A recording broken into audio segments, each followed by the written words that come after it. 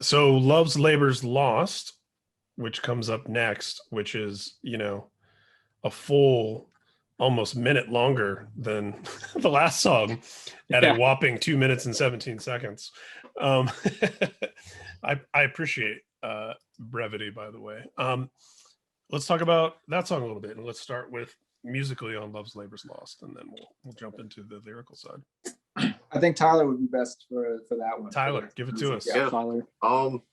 So when discussing about having like interludes for the record, I kind of pitched the idea of just not having just interludes, because I feel like in the age of streaming, interludes aren't really necessary. They kind of just fill in the gap or whatever. Yeah, people aren't putting interludes on a playlist. Exactly. and if they're listening to their music on shuffle, it can be irritating too, where it's 20 seconds. And by the way, I say this as someone who literally personally, we gave interlude song titles. Right. Pass them off as songs. It's this is actually 6 minutes of the same noise. But but continue. Yeah, I think it's a lost art in the days of streaming for sure. Yeah. So instead of having interludes, I was thinking what if we just made decently timed, synth pop kind of tracks for the record, and have some sort of lyrics over it. And everyone was down for the idea, because there aren't really a whole lot of bands doing it at the time. So I was curious to see how it would go. Yeah, and it's something that even when we think about darker rock bands, like an AFI, for example, that's something that they broke off as Black Audio to do. And I think there's a certain artistic courage in interweaving that sort of stuff into your existing band versus let's do a side project or whatever. Yeah. So what's going on lyrically in Love's Labor's Lost? That's another one that's kind of follows a little bit of a philosophical bend on kind of a fallen angel.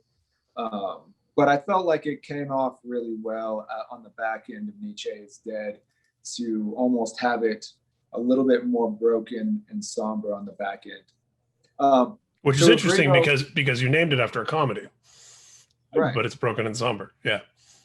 I was a literature major. I did all kinds of goofy literature stuff. That's one of them. And I changed the and I'm glad you noticed that too. No one's noticed that yet. No, and I changed the spelling of labor, which in the English kind of format is Labour, which is labor. Yeah. And then ours the is Shakespearean spelling. Yes. Yeah. I had to bring it back to the good old USA. So I changed the spelling slightly.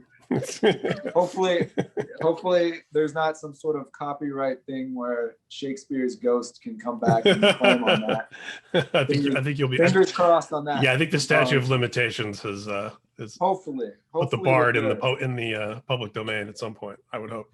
Though if the Shakespeare estate does want to sue us, I would gladly take that one just to meet them. I was going to say that's quite the press release. That would be awesome. That would be amazing. Yeah, and I agree. See, if something happens that's going to make a good press release, I don't care how negative it is. Let's do it. Let's go with it. But yeah, also let them sue you now as the band is on its ascent, because you can't get blood from a stone. Right. Now's the time to settle out of court for everything you have. It's very true. But yeah, we didn't want these songs to be interludes. Tyler is very correct, and I've answered this one in a couple of different interviews too. These songs aren't interludes. I think that the electronic songs on this record all stand on their own, and you can listen to them individually, and you can listen to them all by themselves. You can listen to the 3 electronic songs by themselves with no other songs on the record and think that they're good. And that was kind of the goal with it. It was to make them more than just some sort of filler. That's cool. It's like episodes in a really good season of TV where the episode should stand on its own and someone should be able to come in and just watch it and get something out of it from start to finish, but also work as part of the serialized story. I think albums are best that way too. Exactly.